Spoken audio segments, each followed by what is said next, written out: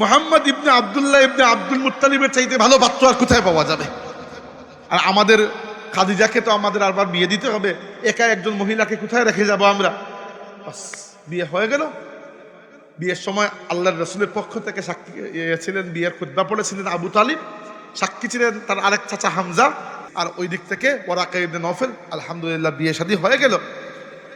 এবং বিয়ের পরে তো আল্লাহ রাব্বুল আলামিন আমাদের নবী সাল্লাল্লাহু আলাইহি সাল্লামকে ওই যে কোরআন শরীফে বলেছেন, ওয়াওয়াজাদাকা আইলাম ফাআগনা, হে নবী আমি আপনাকে পেয়েছি একটু অর্থনৈতিকভাবে দুর্বল অবস্থানে, আর আমি আল্লাহ আপনাকে ধনী করে দিয়েছি। প্রত্যেক মুফাসসির এর দ্বারা ব্যাখ্যা করেছেন যে আল্লাহ খাদিজার মাধ্যমে আমাদের নবীকে ধন সম্পদ দান করেছেন, এবং খাদিজার মাধ্যমে আল্লাহর রাসূলকে আল্লাহ কি দান করেছেন?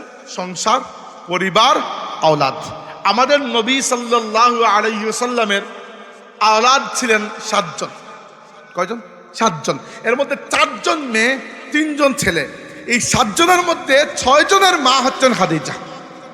খাদিজা রাদিয়াল্লাহু আনহার ঘরে সাথে বিয়ে হওয়ার পরে বয়স যখন 40 হইল, তখন হাদিসে সহিহ বুখারীতে হাদিস এসেছে আল্লাহর নবী ঘর, পরিবার, সমাজ থেকে একটু আলাদা থাকতেন, এত কোলাহল পছন্দ করতেন না।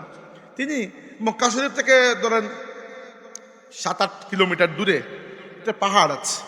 এই পাহাড়ের আগে কোনো নাম ছিল না, বর্তমানে নাম হচ্ছে জাবালে নূর। এই পাহাড়ের মধ্যে একটা গুহা আছে, গারে হেরা। এই হেরা গুহায় আল্লাহর রাসূল চলে যাইতেন, ওইখানে বসতেন, এবং বসতেন একদিন নয়, 2-3 দিন পর্যন্ত।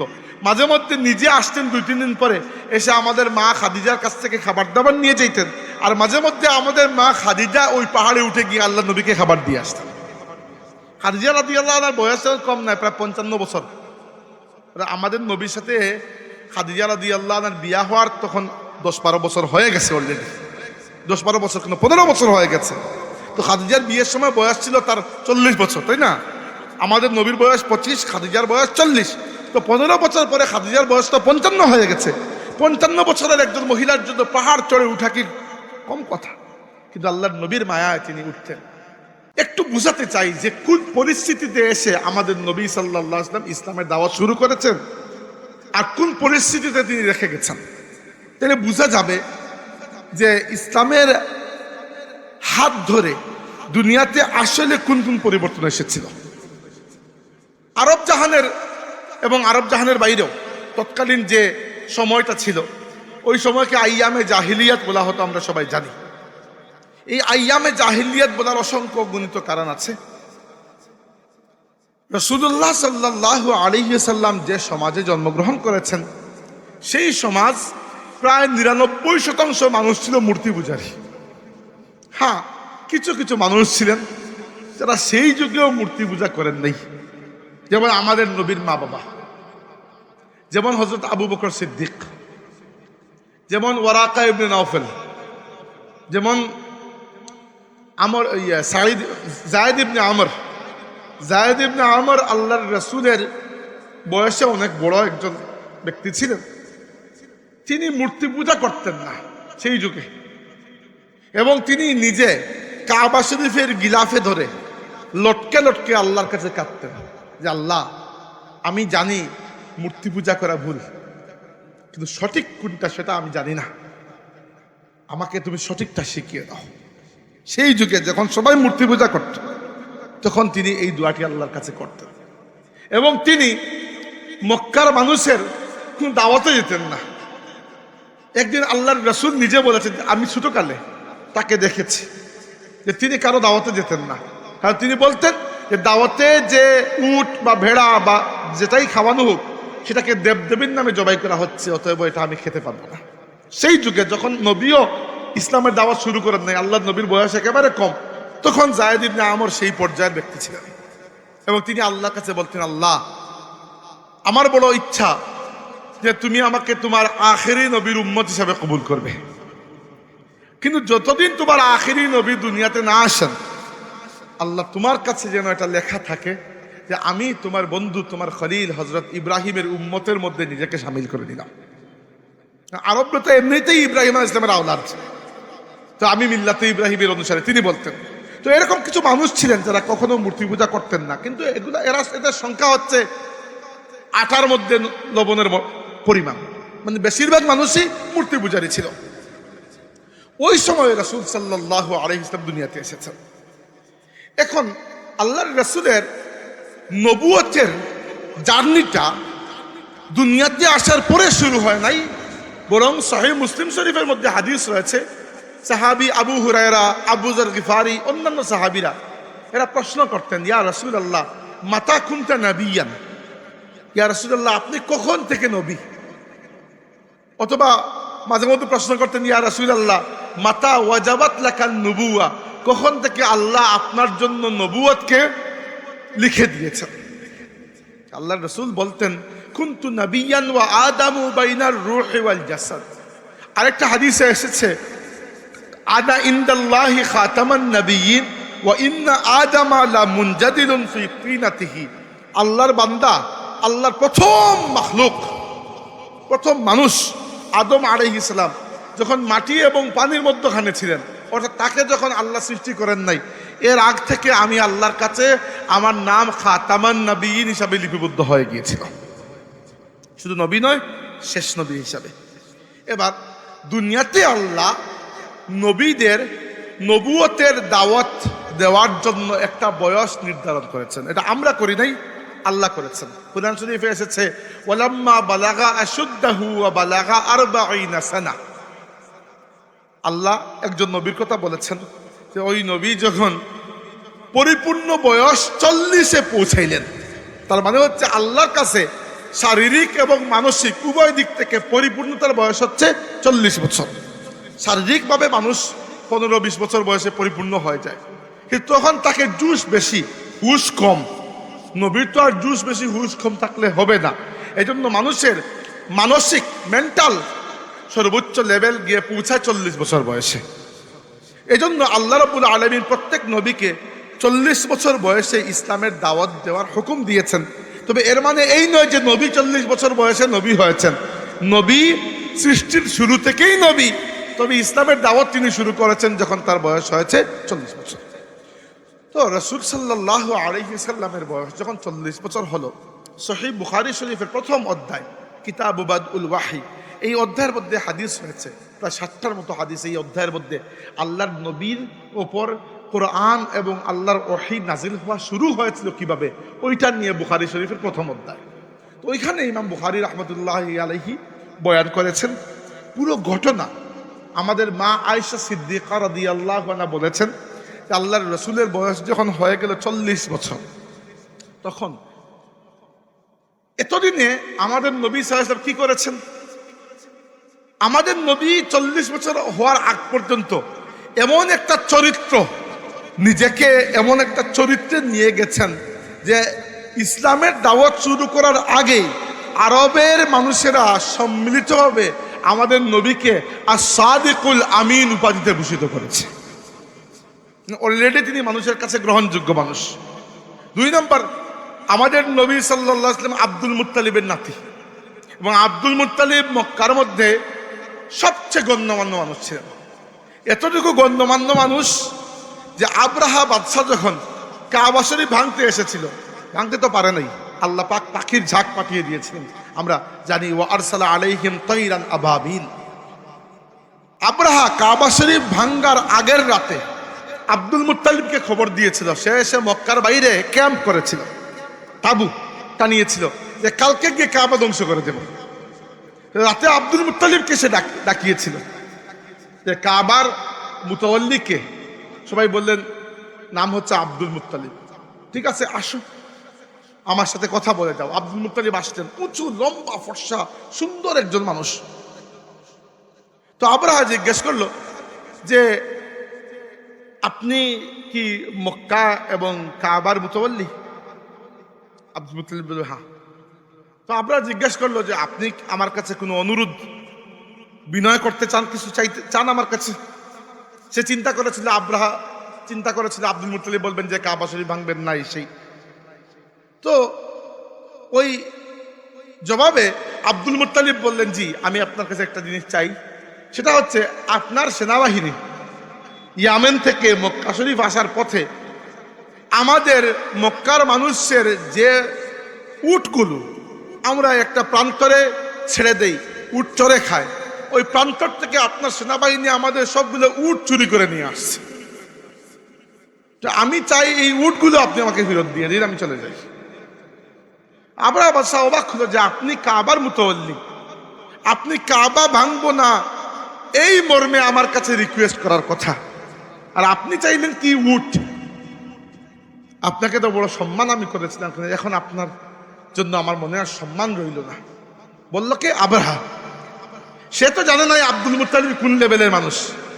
আব্দুল মুত্তালিব বললেন তাকে যে বাদশাহ, ইন্নী আনা রব্বুল ইবিলি ওয়া ইন্না লিল বাইতি রব্বান সায়ামনাউহু।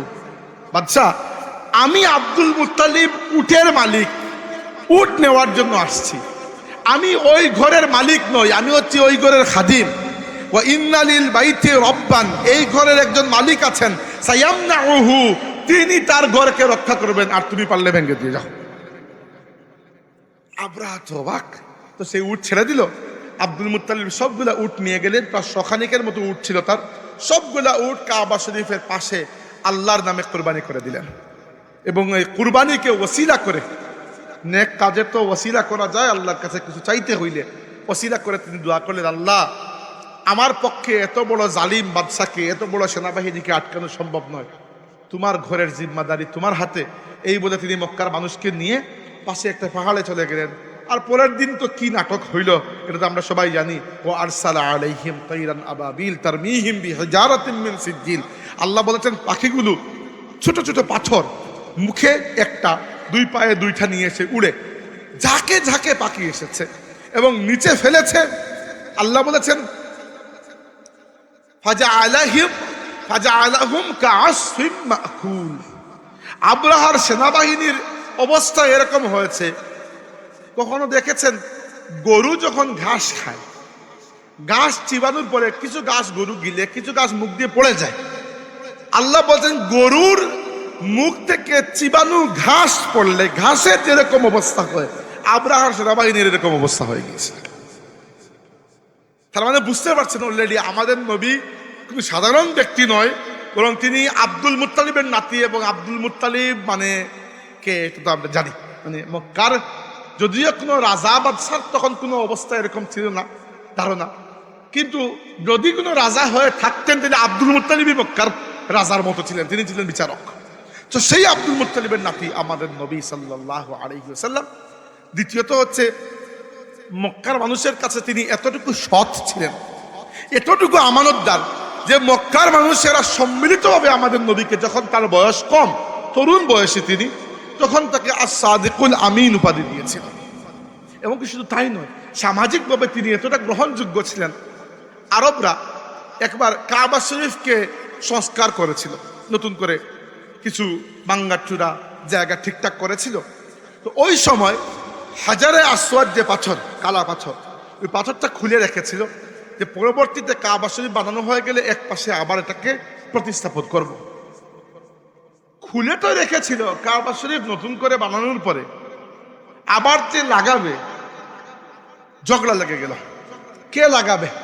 কারণ যে লাগাবে তার একটা সম্মান আছে। এখন তারা চিন্তা করলো যে আমার গোষ্ঠীর মানুষ লাগাইলে আমার সম্মান, তাহলে আমি লাগাবো। আরেকজন বলে না, কেন তুমি লাগাইলে আমি লাগাইতে সমস্যা কি? এমন ঝগড়া, 2 দিন পর্যন্ত ঝগড়া আর মিটে না। 2 দিন ঝগড়া করার পরে তারা বলল যে আগামীকালকে এটা লটারি করবো আমরা। লটারি কি? লটারি হচ্ছে আমরা সকালে চলে আসবো কাবার পাশে, প্রত্যেক গোষ্ঠীর যত মানুষ আছে সবাই, মানে পুরো মক্কার যতটা গোত্র, কাবিলা, গোষ্ঠী সবাই চলে আসবো, প্রত্যেক কাবিলা থেকে 1-2 জন, আর আমরা তাকিয়ে থাকবো। কাবা শরীফের বাইরে যে মসজিদ, মসজিদে হারামের প্রধান গেটটা হচ্ছে বাবে বানু শাইবা। এখন প্রধান গেট বাবে আব্দুল আজিজ, কিন্তু আগে ছিল বাবে বানু শাইবা। এবং বাবে বানু শাইবার ওই পাশে আমাদের নবীর ঘর ছিল, মা খাদিজার ঘর ছিল। তো কাল সকালে বাবে বানু শাইবা থেকে প্রথম যে ব্যক্তি প্রবেশ করবেন, তিনি যে রায় দিবেন সেই রায় আমরা মেনে নেব। পরের দিন সকালে তারা সবাই চলে আসলো। একটু পরে দেখা গেল বাবে বানু সাইবা দিয়ে যিনি প্রবেশ করছেন তিনি আমাদের নবী সাল্লাল্লাহু আলাইহি ওয়াসাল্লাম। তারা বলল ঠিক আছে, এটা ভালো কথা। কে এসেছেন? এসেছেন মুহাম্মদ ইবনে আব্দুল্লাহ, তিনি বড় সৎ মানুষ। আমাদের নবী তখন যুবক, বয়স 30-35 হবে, খুব বেশি না। তারা বলল যে লটারি করায় আর কোনো ঝগড়া নাই, আর লটারিতে এমন মানুষের নাম উঠেছে যার ব্যাপারে কারো আপত্তি নাই, উনি সৎ মানুষ, সবাই জানে। আল্লাহ নবীকে তারা জিজ্ঞেস করলো যে তুমি কি বলো, কে রাখবে? আল্লাহ রাসূলুল্লাহ একটা চাদর নিয়ে আসা হলো। এরকম চাদরের প্রত্যেকটা কিনারায় কিনারায় এক এক গোষ্ঠী থেকে এক একজন ধরবে। চাদরের মধ্যে নেওয়া হবে হাজারো আসওয়াদ পাথর, সবাই নিয়ে যাবে কাবার পাশে। সবাই নিয়ে গেল, আল্লাহর রাসূল নিজের হাতে পাথরটা কাবা শরীফে লাগিয়ে দিলেন। ঝগড়া শেষ, সবাই খুশি, যে কেউ বলতে পারবে না যে কে একা লাগাইছেন, আমাদের সবার হাত আছে এখানে। এই যে বুদ্ধি তরুণ বয়সে আমাদের নবী সাল্লাল্লাহু আলাইহি ওয়াসাল্লামের, এইগুলো গুরুত্বপূর্ণ ঘটনা। আরেকটা গুরুত্বপূর্ণ ঘটনা হচ্ছে আমাদের মায়ের সাথে আল্লাহর রাসূলের যে বিয়ের ঘটনা, মা খাদিজার সাথে। মা খাদিজা রাদিয়াল্লাহু আনহা এর আগে তিনি 2 বার বিবাহিতা। 2 স্বামী সম্ভবত ইন্তেকাল করেছেন, অথবা সম্ভবত একবার ইন্তেকাল করেছেন একজন, একবার হয়তো ডিভোর্স হয়েছে, আমি এক্স্যাক্টলি নিশ্চিত না, ভুলে গেছি তথ্যটা। সম্ভবত 2 জনই ইন্তেকাল করেছেন। তো ওই 2 স্বামী, বিশেষ করে দ্বিতীয় স্বামী খুবই ধনী ছিলেন। উনি তো অনেক সম্পদ রেখে গেছেন। আমাদের মা খাদিজার আরো সন্তানাদি আছেন আগের 2 বিয়ে থেকে। তো ওই টাকা পয়সা তিনি কি করবেন? তো অবশ্যই ব্যবসায় খাটাবেন। এখন ব্যবসায় খাটানোর জন্য মক্কার মানুষের একটাই পেশা ছিল, সেটা হচ্ছে ব্যবসা। মক্কায় কোনো ক্ষেত কৃষি হইতো না, এখনো হয় না, কারণ মক্কা শরীফের মাটিগুলা পাথুরে, পাহাড়গুলা পাথরের পাহাড়, ওইখানে কি ক্ষেত হবে? ক্ষেত কৃষি হয় না ওইখানে। তো মক্কা শরীফের মানুষ ছিল ব্যবসায়ী। তারা কি করত? শীতকালে তারা যেত ইয়ামেন, কারণ ইয়ামেন একটু গরম। ইয়ামেন থেকে মাল সামান নিয়ে আসতো, এসে মক্কা শরীফে রাখতো। আর গরমকালে যাইতো সিরিয়া, কারণ সিরিয়া একটু ঠান্ডা। ঠান্ডার দিনে গরমের দেশে, আর গরমের দিনে ঠান্ডার দেশে। একটাকে তারা বলতো রিহলাতাস শীতা, আরেকটাকে বলতো রিহলাতাস সাইফ। আল্লাহ বলেছেন লিইলাফি কুরাইশিন ইলাফিহিম রিহলাতাস শিতাই ওয়াস সাইফ। এখানে আল্লাহ এটা বুঝাচ্ছেন তোমাদেরকে এই 2 সফরের মাধ্যমে আমি আল্লাহ রিজিক দান করেছি। আরবের আর মদিনার মানুষের অনেক কিছু আছে, মদিনায় ক্ষেত কৃষি হইতো, কিন্তু মক্কা শরীফে কোনো ক্ষেত কৃষি কিচ্ছু নাই, একমাত্র কাজ ছিল ব্যবসা।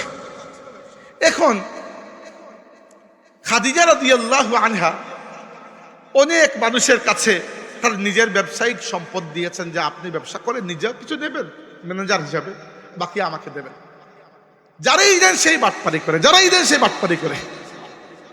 খাদিজা রাদিয়াল্লাহু আনহা বিরক্ত হয়ে বললেন আমি আর টাকা পয়সা খাটাবো না ব্যবসায়, দরকার নাই আমার। খাদিজা রাদিয়াল্লাহু আনহার আপন একজন বোন ছিলেন, বয়সে 1 বছর খানিক বড়, ওদের নাম ছিল হালা। তো হালা রাদিয়াল্লাহু আনহা একবার খাদিজাকে বললেন যে খাদিজা, ওই যখন চেষ্টা করে ব্যবসায় কোনো লাভ করতে পারে নাই, একবার শেষ একটা চেষ্টা করে দেখো। চেষ্টা কাকে দিয়ে করব? আমি তো মহিলা, আমি তো সিরিয়ায় যাইতে পারবো না ব্যবসা করতে, ইয়ামানও যাইতে পারবো না, পুরুষ লাগবে। তোমার মক্কার মধ্যে কোনো সুপুরুষ আছে? কোনো আমানতদার পুরুষ আছে? ওই মহিলা বললেন আমি একজন মানুষকে চিনি, আবু তালিবের ভাতিজা, যুবক মানুষ, বয়স 24-25 বছর, উনি করতে পারেন। খাদিজা প্রথমে বললেন না, আমার কারো উপর বিশ্বাস নাই। তাহলে বড় বোন বললেন একবার চেষ্টা করে দেখো। তো খাদিজা রাদিয়াল্লাহু আনহা, তখন তার ইসলামের দাওয়াত শুরু হয় নাই, কেউ মুসলমানও নয়, মানে এই হিসাবও নয়। খাদিজা আমাদের নবীর হাতে ব্যবসায়িক সম্পদ দিলেন, এবং সাথে তার নিজের একজন চাকরকে দিলেন, ওনার নাম ছিল মাইসারা। তো দিয়ে বললেন যে তুমি সাথে থাকবে, আর উনি আমার ব্যবসার ম্যানেজার হিসাবে সিরিয়ায় যাবেন, ব্যবসা বাণিজ্য করে আসবেন। ব্যবসা বাণিজ্য করে আসলেন, এবং এটা তো বলার অপেক্ষা রাখে না যে আমাদের নবী সততার সাথে ব্যবসা করেছেন, এটা তো বলার আর কোনো দরকার নেই, আমরা উম্মত, এটা তো আমরা না বললেও জানি আমরা। এর উপরে ব্যবসায় আলহামদুলিল্লাহ প্রচুর লাভ হইল। খাদিজা জীবনে কখনো লাভ করতে পারেন না, খালি লোকসানই হয়েছে, এই প্রথমবার লাভ হয়েছে। এরপরে এর থেকে বড় কথা হচ্ছে, ওই যে ব্যক্তি গিয়েছিল সাথে মাইসারা, ওই ব্যক্তির মুখে আল্লাহর নবীর প্রশংসা আর থামেই না। ওই ব্যক্তি খাদিজাকে এসে বলেন যে খাদিজা, আপনি জানেন না কার সাথে যে আমাকে আপনি পাঠাইছিলেন? হাঁটার সময় রোদ লাগতেছে, অদ্ভুত। আসমানের দিকে তাকিয়ে দেখি যে মুহাম্মদকে আসমানের একটা মেঘের খণ্ড ছায়া দিয়ে নিয়ে যাচ্ছে সাল্লাল্লাহু আলাইহি ওয়াসাল্লাম। এইরকম অবস্থা আমি দেখেছি। তো এরপরে একদিন খাদিজা রাদিয়াল্লাহু আনহার ওই যে বোন, উনি খুবই সমাজের মাঝে গণ্যমান্য মহিলা বলতে হয় যাকে আর কি। তো উনি একদিন খাদিজাকে বললেন যে খাদিজা, তুমি কি আর বিয়ে করবে না? খাদিজা বললেন, দুইবার বিয়ে হয়েছে, দুই স্বামী নাই, আর কি জন্য বিয়ে করবো, বা আর দরকার নাই। তখন তিনি বললেন যে আমার কাছে একজন সুপাত্র আছে। কে? তখন হালা বললেন, তোমার ব্যবসার যাকে দায়িত্ব দিয়েছিলে উনি তো পারিবারিক দিক থেকে খুবই উচ্চ খানদানের, তোমার কি মনে হয়? এই সময় খাদিজা রাদিয়াল্লাহু আনহা আসলেই চিন্তা করেন আমাদের নবী সম্পর্কে, যে একে তো আমাদের নবী সুন্দর, দ্বিতীয়ত হচ্ছে পরিবারটা কত ভালো পরিবার, আব্দুল মুত্তালিবের নাতি, তৃতীয়ত হচ্ছে সৎ, এবং সৎ কোন বয়সে সৎ? 25 বছর বয়সে সৎ। 85 বছর বয়সে সৎ হইলে সমস্যা নাই, এই বয়সে তো আপনি এমনিতেই কবরে চলে যাবেন, সৎ না হয় উপায় আছে। কিন্তু 25 বছর বয়সে সৎ, এর মধ্যে বুদ্ধিমান, ব্যবসার তো লাভও হয়েছে, লোকসান তো হয় নাই। খাদিজার বোধের মধ্যে একটা টান সৃষ্টি হইল। হালা যিনি বড় বুদ্ধি, উনি একদিন আমাদের নবীকে গিয়ে জিজ্ঞেস করলেন যে আপনি বিয়ে শাদী করবেন না? আল্লাহ রাসূল বললেন, আমার নিজের নাই ঘর, আমি থাকি আমার চাচার পরিবারে, আবু তালিবের পরিবারে। হ্যাঁ, আবু তালিব আমাদের নবীকে অসম্ভব পরিমাণ আদর করতেন। আবু তালিবের স্ত্রী, নাম ছিল ফাতিমা, আমাদের নবীর চাচি। আমাদের নবী চাচি ডাকতেন না, ডাকতেন মা, এবং উনি মায়ের মতো আমাদের নবীকে আদর করতেন। এবং আল্লাহর রাসূলকে কেউ আদর করলে, মায়া করলে আল্লাহর নবী কখনো ভুলেন নাই। এই যে ফাতিমা যিনি, উনি হচ্ছেন আমাদের মা খাদিজা রাদিয়াল্লাহু আনহার পরে 2 নম্বর মহিলা যিনি ইসলাম কবুল করেছেন। 2 নম্বর, উনি যখন ইন্তেকাল করেছেন, কবর যখন খোলা হলো, আল্লাহর রাসূল নিজে কবরের মধ্যে গিয়ে শুয়ে পড়েছেন। অনেক সময় নিজে কবরের মধ্যে শুয়েছিলেন বরকত দেওয়ার জন্য। এরপরে দোয়া করেছেন, আল্লাহুম্মা গফিরলি উম্মি ফাতিমাতা বিনতে আসাদ বিহাক্কি নবিয়িকা ওয়াল আম্বিয়া আল্লাযীনা মিন ক্বাবল। আল্লাহ, তোমার এই নবী, মানে নিজের কথা বলেছেন, তোমার এই নবী এবং আমার পূর্ববর্তী যত নবী রাসূল এসেছেন সবার ওয়াসিলায় আমি দোয়া করছি, আমার মা ফাতিমা বিনতে আসাদকে তুমি মাফ করে দাও। আল্লাহ নবী কখনো ইহসান ভুলতেন না। আচ্ছা, এরপরে বিয়ের ঘটনাটা চমৎকার। আল্লাহ নবী ইসলাম বললেন যে আমাকে কে বিয়ে করবে, আমার নিজের ঘরে নাই। ওই মহিলা বলেন, না, অনেক ভালো পাত্রী আছেন। আল্লাহ নবী বললেন, পাত্রী তো ভালো আছেন, কিন্তু আমাকে বিয়ে করবেন কিনা এটা তো দেখার বিষয়। না, পাত্রীও তোমাকে বিয়ে করতে রাজি আছে। আল্লাহ রাসূল জিজ্ঞেস করলেন, কোন পাত্রী? উনি বললেন, আমার বোন খাদিজা। রাসূল বলে, খাদিজা আমাকে কি জন্য বিয়ে করবেন? আমার টাকা পয়সা প্রায় নাই বললেই চলে, খাদিজা এত ধনী, এত আমাকে কি জন্য বিয়ে করবেন? আর তাছাড়া আরবে একটা কুসংস্কার ছিল, মানুষ ইয়াতিমকে পছন্দ করতো না। এই জন্য কোরআন শরীফে বারবার ইয়াতিমের কথা আল্লাহ বলেছেন। আমাদের মনের মধ্যে ইয়াতিমের প্রতি মহব্বত, ইয়াতিমকে খেদমত করব, সেবা করব, এটা দেখানোর জন্য, বোঝানোর জন্য। কারণ কি, আরবের মানুষ ইয়াতিমকে মহব্বত করতো না, কম করতো, 2-1 জন শরীফ মানুষ নিশ্চয়ই করতো, বাট মোস্টলি তারা মনে করতো ইয়াতিম মানে দুর্ভাগ্যবান, নাউজুবিল্লাহ। এই জন্য আল্লাহ নবীকে ইয়াতিম বানিয়ে আল্লাহ এই কুসংস্কারকে ভেঙে দিয়েছেন। এবার রাসূল সাল্লাল্লাহু আলাইহি ওয়াসাল্লাম বললেন, খাদিজা আমাকে কেন বিয়ে করবেন? তো হালা বললে, আরে আমার বোন, ঠিক আছে বিয়ে করবেন, আমি তার সাথে কথা বলেছি। আল্লাহ রাসূল বললেন, তাইলে আপনি আমার চাচা আবু তালিবের সাথে কথা বলুন, আমার চাচা এখনো বেঁচে আছেন। হালা গিয়ে আবু তালিবের সাথে কথা বললেন। খাদিজা রাদিয়াল্লাহু আনহার আব্বা তখন আর জিন্দা নাই, তিনি ইন্তেকাল করেছেন আগে, ওর নাম ছিল খুয়াইলিদ। তো আবু তালিবের সাথে কথা বললেন। আবু তালিব তার ছোট ভাই হামজাকে পাঠালেন খাদিজা রাদিয়াল্লাহু আনহার চাচার কাছে, চাচাতো ভাইয়ের কাছে। খাদিজা চাচাতো ভাইয়ের নাম হচ্ছে ওয়ারাকা ইবনে নওফল। যদিও উনি খাদিজার চাচাতো ভাই, বয়সে খাদিজার বাবার সমান, মানে বয়স 30-35 বছরের বেশ কম। উনি বললেন, ঠিক আছে, মুহাম্মদ ইবনে আব্দুল্লাহ ইবনে আব্দুল মুত্তালিবের চাইতে ভালো পাত্র আর কোথায় পাওয়া যাবে? আর আমাদের খাদিজাকে তো আমাদের আরবার বিয়ে দিতে হবে, একা একজন মহিলাকে কোথায় রেখে যাব আমরা? বাস, বিয়ে হয়ে গেল। বিয়ের সময় আল্লাহর রাসূলের পক্ষ থেকে সাক্ষী ছিলেন, বিয়ের খুতবা পড়েছিলেন আবু তালিব, সাক্ষী ছিলেন তার আরেক চাচা হামজা, আর আরেককে একজন আমি ভুলে গেছি, আর ওই দিক থেকে ওয়ারাকা ইবনে নওফেল। আলহামদুলিল্লাহ বিয়ে শাদী হয়ে গেল। এবং বিয়ের পরে তো আল্লাহ রাব্বুল আলামিন আমাদের নবী সাল্লাল্লাহু আলাইহি সাল্লামকে ওই যে কোরআন শরীফে বলেছেন, ওয়াওয়াজাদাকা আইলাম ফাআগনা, হে নবী আমি আপনাকে পেয়েছি একটু অর্থনৈতিকভাবে দুর্বল অবস্থানে, আর আমি আল্লাহ আপনাকে ধনী করে দিয়েছে। প্রত্যেক মুফাসসির এর দ্বারা ব্যাখ্যা করেছেন যে আল্লাহ খাদিজার মাধ্যমে আমাদের নবীকে ধন সম্পদ দান করেছেন, এবং খাদিজার মাধ্যমে আল্লাহর রাসূলকে আল্লাহ কি দান করেছেন? সংসার, পরিবার, আওলাদ। আমাদের নবী সাল্লাল্লাহু আলাইহি ওয়াসাল্লামের আওলাদ ছিলেন 7 জন। কয়জন? 7 জন। এর মধ্যে 4 জন মেয়ে, 3 জন ছেলে। এই 7 জনের মধ্যে 6 জনের মা হচ্ছেন খাদিজা, আর একজনের মা আরেকজন স্ত্রী। তো আমাদের নবী সাল্লাল্লাহু আলাইহি ওয়াসাল্লামের প্রথম একজন পুত্র হলেন, ওনার নাম ছিল কাসিম। আমরা বাংলায় কাসিম বলে দিই, শব্দটা কাসিম আসলে সিম নয়, সিন দিয়ে, কাফ আলিফ সিম মিম। কাসিম মানে হচ্ছে বন্টনকারী, যিনি বন্টন করেন। আমরা বাংলাতে কাসিম বলি, কাসেম বলি। তো এটা আমাদের নবীর বড় পুত্রের নাম। উনি 3-4 বছর বা 5 বছর বয়স হওয়ার পরে ইন্তেকাল করেছেন। 2 নম্বর পুত্রের নাম হচ্ছে আব্দুল্লাহ, উনি ইন্তেকাল করেছেন একেবারে দুধের বাচ্চা হিসাবে। 3 নম্বর পুত্রের নাম হচ্ছে ইব্রাহিম, উনিও ইন্তেকাল করেছেন একেবারে দুধের বাচ্চা হিসাবে। তো 3 জন পুত্র আল্লাহ দিয়েছিলেন, 3 জনকেই একেবারে কম বয়সে নিয়ে গেছেন। আর 4 জন মেয়ে, জাইনাব, রুকাইয়া, উম্মে কুলসুম, ফাতিমা, এই 4 জনেরই বিয়ে শাদী হয়েছে। এবং 4 জনের মধ্যে সম্ভবত 3 জনের আওলাদ হয়েছে, একজনের মনে হয় আওলাদ হয় নাই, বাকি 3 জনের আওলাদ হয়েছে। এই হচ্ছে আমাদের নবীর খানদান পরিবার। আমি অনেক জায়গায় মানুষকে জিজ্ঞেস করি যে আল্লাহর রসুলের নামে যে আমরা মিছিল দেই আর নাতে রসুল পড়ি, আল্লাহর নবীর মহব্বত আমাদের ইমানের জন্য ফরজ। কারণ আল্লাহ নবী বলেছেন, লা ইউমিনু আহাদুকুম হাত্তা আকুনা আহাব্বা ইলাইহি মিন ওয়ালিদিহি ওয়া ওয়ালাদিহি ওয়ান নাসি আজমাইন।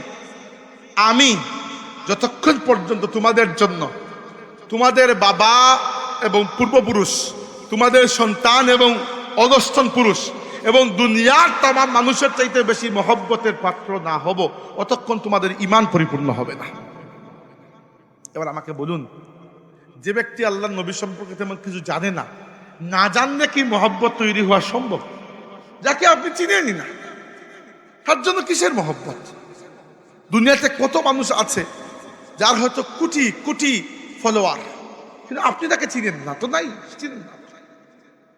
চায়নাতে কয়েক কোটি মানুষ কনফুসিয়াসের অনুসারী। আপনারা বললে আপনি বললেন কনফুসিয়াস আবার কোনটা? এটা খায় না মাথার বরণ দেয়। কনফুসিয়াস এক ব্যক্তির নাম ছিল, চাইনিজরা তার ধর্ম গ্রহণ করেছে। তো দেখেন, আপনি জানেন না হিসাবে আপনার কোনো লেনদেন নাই। এবার এরকম যদি হয়ে যায় আমাদের নবীর বেলায়, তাইলে কি চলবে? চলবে।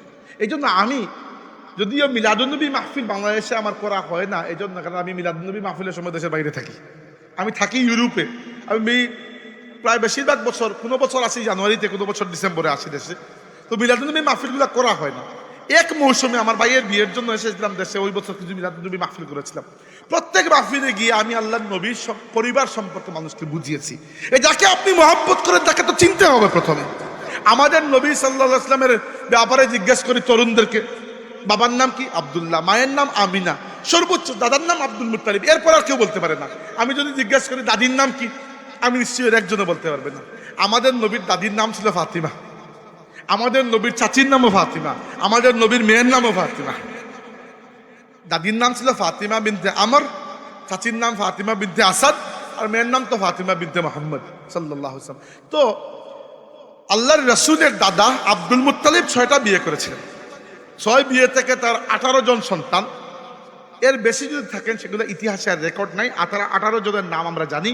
এর মধ্যে 12 জন পুত্র, 6 জন কন্যা। অর্থাৎ আমাদের নবীর বাবার পরে 11 জন চাচা, 6 জন ফুফু। এই হচ্ছে পুরো খানদানের আমি গল্প বলছি আর কি। তো রাসূলুল্লাহ সাল্লাল্লাহু আলাইহি ওয়াসাল্লামের খাদিজা রাদিয়াল্লাহু আনহার ঘরে সাথে বিয়ে হওয়ার পরে বয়স যখন 40 হইল, তখন হাদিসে, সহিহ বুখারীতে হাদিস এসেছে, আল্লাহর নবী ঘর পরিবার সমাজ থেকে একটু আলাদা থাকতেন। এত কোলাহল পছন্দ করতেন না।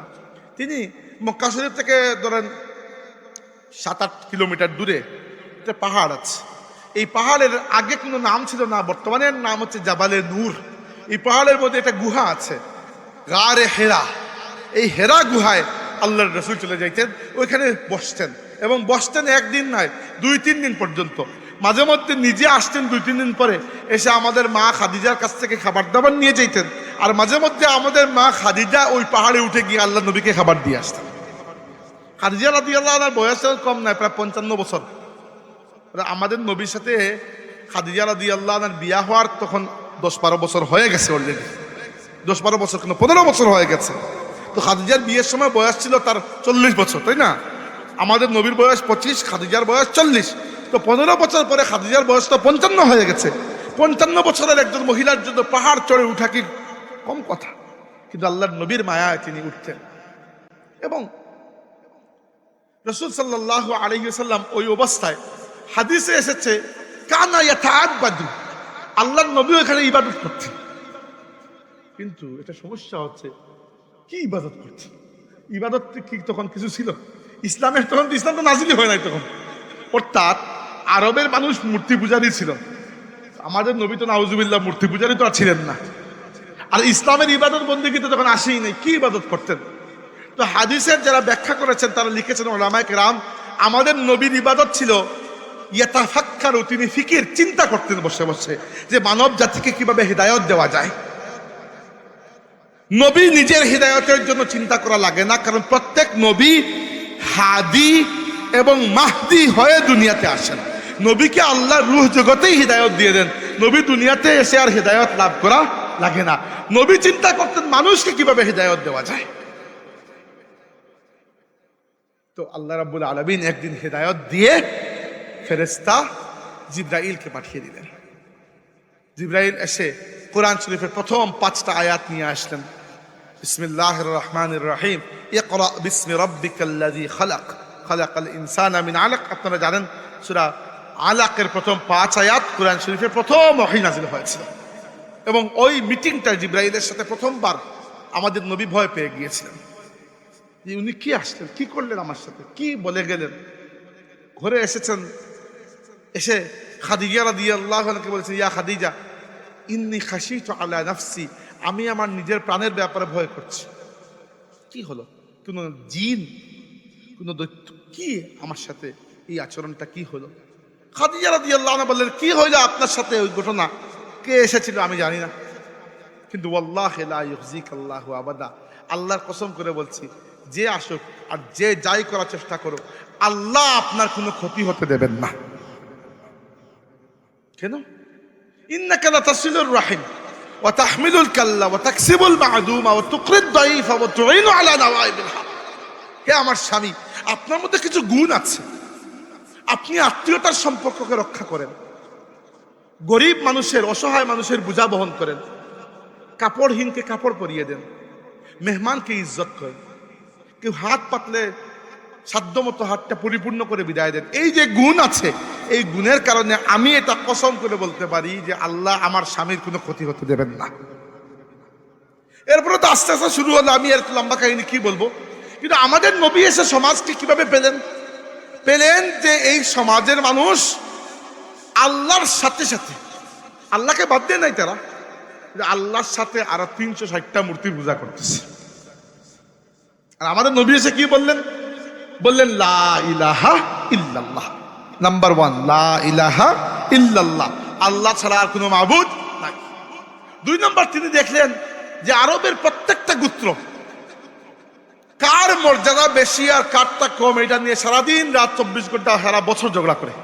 এবং আরবের মানুষ কি পরিমাণ যুদ্ধ প্রিয়, কথায় কথা যুদ্ধ। ওই সময় আল্লাহ নবী কি বলেছেন? মুহাম্মাদুর রাসূলুল্লাহ, মুহাম্মদ আল্লাহর রাসূল। এইটা বলার অর্থ কি, বা এটা বলার সার্থকতা কি? যে আবু জাহেলের মতো মানুষও জানতো যে মুহাম্মদ ইবনে আব্দুল্লাহ, আব্দুল্লাহর ছেলে মুহাম্মদ যিনি, উনি কখনো মিথ্যা বলেন না। তবু আবু জাহেল ঈমান আনে নাই। কেন আনে নাই জানেন? কারণ আবু জাহেল ছিল বনু মাখজুম গোত্রের মানুষ, বনু মাখজুম গোষ্ঠীর। আর আমাদের নবী বনু হাশিম গোষ্ঠীর। আবু জাহেল চিন্তা করেছে যে তোমাকে যদি নবী মানি এটা তুমি তো আর আমার উপরে চলে যাবে, এই জন্য আর ইমান আনে না। এসে কি পরিমাণ জাহিল বুঝতে পারছেন? এই জন্য তার নাম আল্লাহ নবী কি রেখেছেন? আবু জাহেল। আবু জাহেল তার নাম নয়, তার নাম ছিল আমর ইবনে হিশাম। তার নাম ছিল আমর ইবনে হিশাম, কিন্তু আল্লাহ নবী বলেছেন জাহিল। ওই জাহিলের বাপ, মহা জাহিল। কারণ কি? সে খুব ভালো করে জানতো, আরবের মক্কার প্রত্যেকটা মানুষ জানতো যে আমাদের নবী জীবনে কখনো একটা মিথ্যা বলেন নাই। কিন্তু যারা ইমান আনে নাই, এজন্য আনে নাই, কারো কারো একটা স্বার্থ ছিল। স্বার্থ কি? একটু বুঝেন বিষয়টা। ওই যে কাবা শরীফের আশেপাশে 360টা মূর্তি ছিল, এই সবগুলা মূর্তি মক্কার মানুষের মূর্তি নয়। সবগুলা আরে মক্কার মানুষ খুদা মানত না। এক একটা গোত্রের এক একটা মূর্তি ছিল, বা এক একটা এলাকার এক একটা ভগবান ছিল, খুদা ছিল। এবার প্রত্যেকটা এলাকায় ওই মূর্তির বড় একটা রেপ্লিকা, প্রতিমা বানিয়ে রাখা, আর ওই প্রতিমার ছোট্ট একটা রেপ্লিকা তারা কাবা শরীফের পাশে রাখত। তারা মনে করতো যে বরকত আসবে মূর্তির উপরে। বুঝতে পেরেছেন? এখন কাবার মুতাওয়াল্লিকে কুরাইশ বংশের মানুষ, তাই না? এই জন্য কুরাইশ বংশের মানুষের একটা বেটাগিরি ছিল যে রাস্তায় বের হলে তাদের সাথে কেউ বেয়াদবি করতো না। বেয়াদবি করলে যে আপনার খুদা তার কাছে বন্ধক রাখা। এমনকি রাস্তায় ডাকাতরাও, যারা ডাকাত দল ছিল, এরাও কুরাইশদের উপর আক্রমণ করতো না, যে এদের উপর আক্রমণ করলে ডাকাতেরও তো খুদা আছে। এই খুদা কোন জায়গায় রাখা? মক্কা শরীফে। মক্কার দায়িত্বে কারা? কুরাইশ বংশের মানুষ। আপনি তাদের সাথে ডাকাতি করবেন, তারা আপনার খুদারে গেট আউট করে দেবে, তো আপনার খুদা বেগর হয়ে যাবে, বাস্তুহারা। এই জন্য কুরাইশদের একটা বেটাগিরি ছিল, এবং প্রত্যেক বছর একটা মেলা বসতো মক্কা শরীফে, ওকাজ মেলা। এই মেলায় এই মূর্তিগুলো এগুলো প্রদর্শন করে কুরাইশরা প্রচুর টাকা পয়সা ইনকাম করত। এখন নবী কি বলেছেন? লা ইলাহা, আর কোনো মাবুদ নাই ইল্লাল্লাহ, কেবল আল্লাহ ব্যতীত। এখন এইটা মানলে আপনার সব ব্যবসা শেষ। মূর্তি দেখিয়ে দেখিয়ে আপনি যত এতদিন পর্যন্ত যে ডং তামসা করেছেন, এগুলো সব শেষ। আর মুহাম্মদুর রাসূলুল্লাহ বলার সাথে সাথে সবাইকে নবীর সামনে নিচু হতে হবে। নবীর সামনে আর মাথা তুলে হেডম দেখানোর মতো আপনার শক্তি থাকবে না, যে গোত্রের হন না কেন আপনি। অর্থাৎ এই যে দুইটা কথা আমাদের কালিমা তাইয়্যিবার মধ্যে যে দুইটা কথা আছে, লা ইলাহা ইল্লাল্লাহু মুহাম্মাদুর রাসূলুল্লাহ, এইগুলা তো কথা নয়। এইগুলা তো যেমন বজ্রপাত হয়ে আরবের জমিনের মধ্যে ভূমিকম্প দিয়ে এসেছিল। এবং দেখেন আমাদের নবীর যে সমাজটা পেয়েছে, সেই সমাজে কি করা হতো? কন্যা সন্তান কারো ঘরে জন্ম হলে আল্লাহ বলেছেন যে মুসওয়াদ্দান ওয়া হুয়া কাযীম, বাপের মুখটা কালো হয়ে যেত এবং সে নিজেকে অপয়া, দুর্ভাগ্যবান মনে করতো। নাউজুবিল্লাহ। মেয়েদের প্রতি এত হিংসা ছিল। এবং সবাই নয়, কোনো কোনো গোত্রের মানুষ কন্যা সন্তানকে জীবন্ত কবর দিয়ে দিচ্ছে, জীবন্ত, জিন্দা। সবাই করতো না, কেউ কেউ। এরপরে আরবরা মদ্যপানে এত অভ্যস্ত ছিল বলার মতো নয়। কন্যা সন্তানের ব্যাপারে নিকৃষ্ট আচরণ, কন্যা সন্তানকে জীবন্ত কবর দেওয়া, অধিক মদ্যপান, এবং জুয়া খেলায় এত বেশি এরা পারদর্শী ছিল। এবং জুয়া খেলার নেশা এরকম ছিল যে জুয়া খেলার সময় তো কিছু না কিছু রাখতে হয়, বন্ধক রাখতে হয়। তারা রাখতে রাখতে এক সময় নিজের স্ত্রীকেও বন্ধক রেখে দিত। না, আমি আর ব্যঙ্গে বলতেছি না, বুঝতেই পারতেছি। সেই সমাজে আমার নবী এসেছেন। এরপরে এই সমাজের মানুষ বেশিরভাগই জাহিল। আইয়ামে জাহিলিয়াত তো এটার নামই তো। কথায় কথায় যুদ্ধ বিগ্রহ, কোন ধরনের সভ্যতা সংস্কৃতি কিচ্ছু নাই। আরবদের মধ্যে দুই তিনটা ভালো গুণ ছিল। একটা হচ্ছে মেহমানদারি ছিল, একটা হচ্ছে সাহস ছিল, যুদ্ধের একটা সাহস এদের মধ্যে ছিল। আর আরেকটা হচ্ছে এরা ছিল একটু একরুকা টাইপের, যা বুঝছে ওইটাই পালন করবে। খুব বেশি পেঁচকুচ এদের মধ্যে ছিল না, এজন্য এদেরকে উম্মি বলা হইতো। সরল সহজ মানুষ, এত পেঁচকুচ নাই। তো রাসূলুল্লাহ সাল্লাল্লাহু আলাইহি ওয়াসাল্লাম এসেছেন। এবার যে সমাজে আমার নবী আসলেন, সেই সমাজে কন্যা সন্তানকে জীবন্ত কবর দেওয়া হইত। আর আমার নবী এসে এতটুকু পরিবর্তন করলেন যে আল্লাহর রাসূল নিজে বলেছেন, যে ব্যক্তিকে আল্লাহ 3টা কন্যা সন্তান দিয়েছেন, আর ব্যক্তি ওই তিনটা কন্যা সন্তানকে ঈমানের সাথে ভালো করে আদব কায়দা ইলিম শিক্ষা দিয়ে সুপাত্রের বিবাহ দান করেছে। ওই 3 কন্যা সন্তানের লালন পালনের কারণেই আর কিচ্ছু লাগবে না, আল্লাহ ওই ব্যক্তিকে জান্নাত নসিব করবেন। চিন্তা করতে পারেন কিরকম উল্টে গেছে পুরো জিনিসটা। আল্লাহর রাসূল সেই সমাজে এসেছেন যে সমাজে কন্যা সন্তান জন্ম নিলে বাপের মুখ কালো হয়ে যেত, নাউজুবিল্লাহ। আর আল্লাহর নবী তার নিজের মেয়ে ফাতিমাকে কি বলেছেন? ফাতিমাতু বিদআতুম মিন্নি, ফাতিমা আমার কলিজার টুকরা। আপনি বলবেন এটা নতুন কি? এটা তো আমিও বলি। হ্যাঁ, আপনি আজকের যুগে বলতে পারেন, আজকে এটা বলা কোনো বড় কিচ্ছু নয়। আমার নবী কোন যুগে বলেছেন বুঝতে পেরেছেন আপনি? এই জন্য আপনাকে আমি প্রথমে ইতিহাস বললাম, সেই যুগটা আপনি নিজে চিন্তা করুন, আজকের যুগের সাথে মিলাইবেন না। আজকের যুগে তো সবকিছু সহজ হয়ে গেছে। যে সমাজে কন্যা সন্তানকে মা বলে একটা চুমু দেওয়ার মতো পিতা ছিল না, সেই যুগে আমার নবী বলেছেন ফিদাকা আবি ওয়া উম্মি ইয়া ফাতিমা, ফাতিমা তোমার জন্য আমার মা বাবা কুরবান হয়ে যাক। আল্লাহ নবী বলেছেন মান মান আবগাদা ফাতিমাতা ফাকাদ আবগাদানি আও কামা ক্বালা, যে ফাতিমাকে রাগান্বিত বা কষ্ট দিল সে আমাকে কষ্ট দিল। অর্থাৎ বুঝাতে চাইছি যে আল্লাহ নবী কিভাবে ঘুরিয়ে দিয়েছেন। 2 নম্বর, তৎকালীন যুগে নিয়ম ছিল এরকম যে মানুষের কাপড় চোপড় পোশাক আশাকের কোনো ধরনের নিয়ম কানুন ছিল না। আল্লাহর রাসূল এসে পুরুষ নারী উভয়ের জন্য ইসলাম এসে কাপড় চোপড়ের নতুন নিয়ম শৃঙ্খলা করল। যেমন আমাদের পুরুষের কাপড়ের নিয়ম শৃঙ্খলা আছে। তরুণ ভাইয়েরা একটু খেয়াল করে শুনবেন। এই যে ইসলামের সংস্কৃতি বলা শুরু করেছিলাম, আমি এখন ইসলামের নিজস্ব সংস্কৃতি নিয়ে কিছু কথা বলবো। ইসলাম একজন মুসলমান অন্য কোনো ধর্মের, অন্য কোনো সংস্কৃতির, অন্য কোনো সভ্যতার অনুসরণ বা অন্য কারো কাছ থেকে কোনো কালচার, কোনো সংস্কৃতি ভাড়া করে আনতে পারে না। সে তার নিজের সংস্কৃতি নিয়েই গর্ববোধ করা উচিত। আমাদের নিজের পোশাক আছে। আমরা কেন ব্রাজিলের ফুটবলার আর আর্জেন্টিনার ফুটবলারের কাছ থেকে ড্রেসিং শিখবো আর চুলের কাটিং শিখবো? আমাদের নবী সাল্লাল্লাহু আলাইহি ওয়াসাল্লামের নিজস্ব চুলের স্টাইল ছিল। আমাদের নবী আমাদেরকে পোশাক শিখিয়ে গেছেন। পুরুষের পোশাকের কিছু নিয়ম আছে, যেমন পুরুষের পোশাকের প্রথম নিয়ম হচ্ছে সতর ঢাকা থাকতে হবে। নাম্বার 2, সতর ঢাকা থাকাটা ফরজ সবচেয়ে উপরে। নাম্বার 2 হচ্ছে টাকনুর উপরে কাপড় রাখা পুরুষের জন্য ওয়াজিব। নাম্বার 3 হচ্ছে সিল্কের কাপড় পরা পুরুষের জন্য হারাম।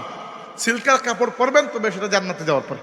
হাদিসে কুরআন শরীফে আল্লাহ বলেছেন জান্নাতি পুরুষদেরকে আল্লাহ সিল্কের কাপড় পরিধান করাবেন। কারণ সিল্ক হচ্ছে কাপড়ের মধ্যে সবচেয়ে দামি। এটা দুনিয়াতে আপনার জন্য মহিলারা পড়তে পারবে, পুরুষরা সিল্কের কাপড় পরতে পারবে না। 4 নম্বর, স্বর্ণ অলংকার পুরুষের জন্য নিষিদ্ধ দুনিয়াতে। হ্যাঁ, পরবেন, আল্লাহ আপনাকে পরাবেন জান্নাতে যাওয়ার পরে। আর 5 নম্বর, মাথা থেকে পা পর্যন্ত কটকটা লাল রঙের পোশাক পরা পুরুষের জন্য মাকরুহ। কেউ এখান তো পরে ফেললে হয়তো কবিরা গুনাহ হবে না, কিন্তু না পরাটাও উচিত। আপনি কাপড় পরেছেন একটা অংশ লাল, সমস্যা নেই, কিন্তু মাথা থেকে পা পর্যন্ত ওই যে হিন্দু ঋষি মুনিরা যেরকম পরে এরকম পরা পুরুষের জন্য আল্লাহ নবী নিষেধ করেছেন। এবার এই 5টা নিয়ম যদি আপনি মানতে পারেন, যত ভালো কাপড় পরেন কোনো অপরাধ নয়, কোনো গুনাহ নয়। আপনি বুক ফুলিয়ে কাপড় পরেন, সুন্দর কাপড় পরেন, কোনো সমস্যা নয়। দেখেছেন ইসলামের নিজস্ব সংস্কৃতি কালচার আছে কিনা? আচ্ছা, মহিলার জন্য আছে। মহিলার জন্য ফরজ পর্দা হচ্ছে মুখমণ্ডল, হাতের কবজি আর পায়ের কবজি ব্যতীত বাকি সারা শরীর। আর ফিতনার আশঙ্কা হলে মুখ দেখে রাখাও ওয়াজিব। নাম্বার 2, 2টা গেল। 3 নম্বর, মহিলারা যত সাজগুজ আছে সবই করতে পারে, কোনো সমস্যা নেই। তবে হ্যাঁ, সাজগুজ পর পুরুষকে দেখানোর জন্য নয়, নিজের স্বামীর জন্য। হ্যাঁ, ঘরে আপনার যদি বোন থাকে বা এদের সামনে সমস্যা নাই, কিন্তু আপনি বাইরে যেতে পারবেন একজন মহিলা হিসাবে, কিন্তু পর্দার সাথে যেতে হবে যদি প্রয়োজন হয়। তবে খেয়াল রাখতে হবে মহিলার আসল জায়গা ঘরের ভেতর, এইটা মনের মধ্যে রাখতে হবে। বাকি দরকার হলে আপনি পর্দার সাথে বের হতে পারবেন। এমনকি উলামা কেরাম বলেছেন যে যদি পর্দার সাথে চাকরি করা সম্ভব হয় আর প্রয়োজন হয় চাকরি ব্যবসাও করতে পারেন, এতে কোনো সমস্যা নাই, কিন্তু পর্দার খিলাফ হলে সেটা আপনি করতে পারেন না। তবে মহিলার ভরণ পোষণের দায়িত্ব পুরুষের হাতে আল্লাহ ন্যস্ত করেছেন। বিয়ের আগে পিতার হাতে, বিয়ের পরে স্বামীর হাতে।